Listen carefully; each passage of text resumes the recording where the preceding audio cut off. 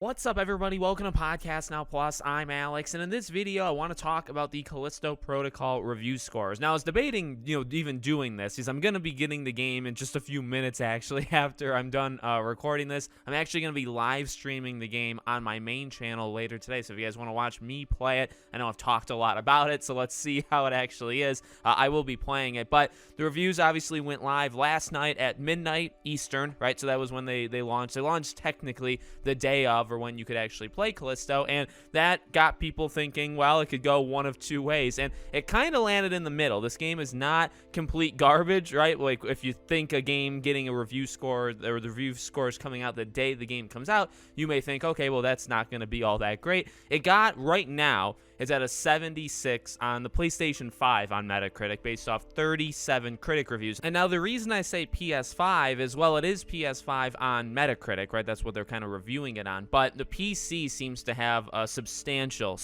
issues, like technically. And if you go on the Steam store, you can kind of see that. So it's got mostly negative. 31% of basically 4,000 reviews for the game are positive, so 69% are negative as of right now. So I would say, just based off of this, be aware of what system you're buying it on. And I've talked about this before, right? Reviews, you could have them mean so much to you if you want to. If you don't want to, that's totally fine. I look at reviews as the second thing. I don't really care so much about it. I've already made my decision. I'll decide on my own if the game's good or bad. But there are interesting things you can learn from reviews for sure, and one, again, being that the technical side, at least on PC, is pretty bad.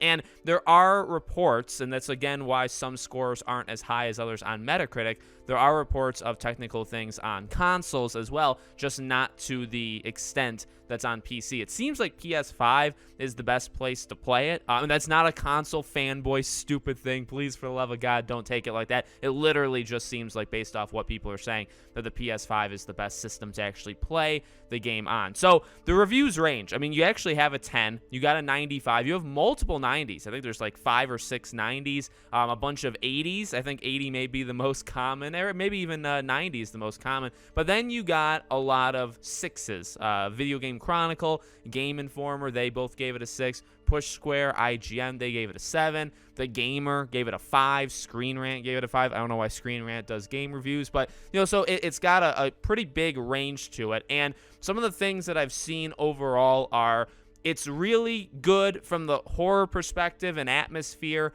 but it's living in Dead Space's shadow.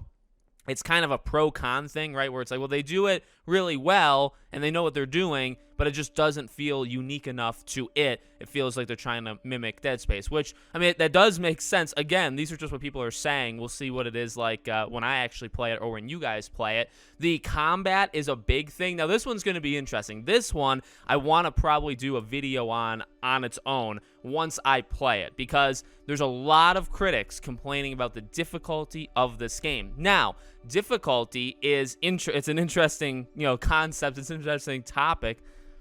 Now, difficulty is an interesting topic because if a game is hard, like say Elden Ring, and people complain about it, journalists tend to get a lot of hate on it, and rightfully so, because it's like, well, it's supposed to be difficult. You're just like, get good, basically, almost that argument to it. However, no, I mean, seriously, combat though, or difficulty, if it's made bad, like if the actual mechanics in the game are bad, I feel like you can criticize, right? If the game is just too hard for you and you hold that against the game, when, by the way, they did say this game was going to be difficult, right? Like, so going into Elden Ring or From Software games, you know what you're getting. But Glenn Schofield himself did say that this game was actually going to be quite challenging. It's not going to be like impossible, but it's going to be quite challenging. He said that in an interview. So, like, going into it, you know that. So if it's just too hard for you and you're not good enough, to dock points is pathetic. And I do assume there are some journalists that do that, 100%. However, again, if the mechanics are bad, if it's literally built bad, or literally it is just like,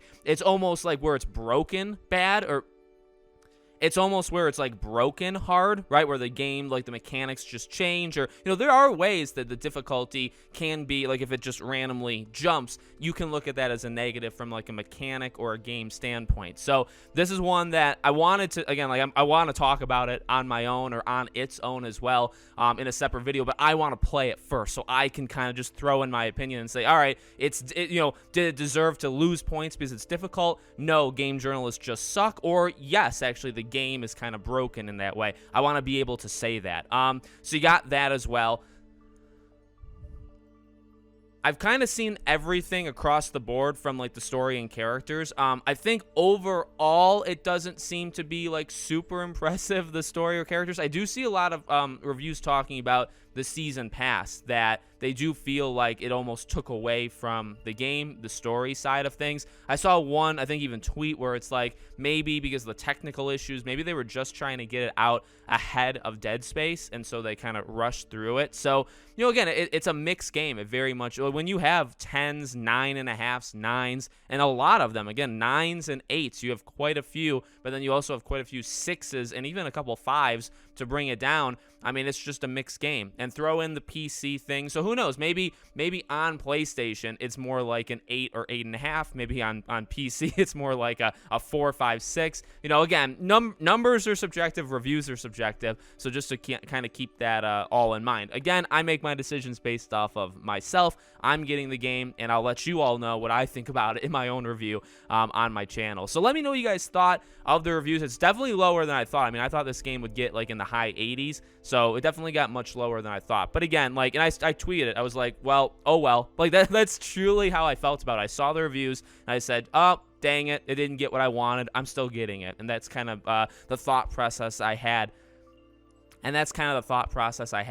Once I saw it. So let me know what you think. Make sure you guys are subscribed, bell icon turned on, and I'll see you all on the next one.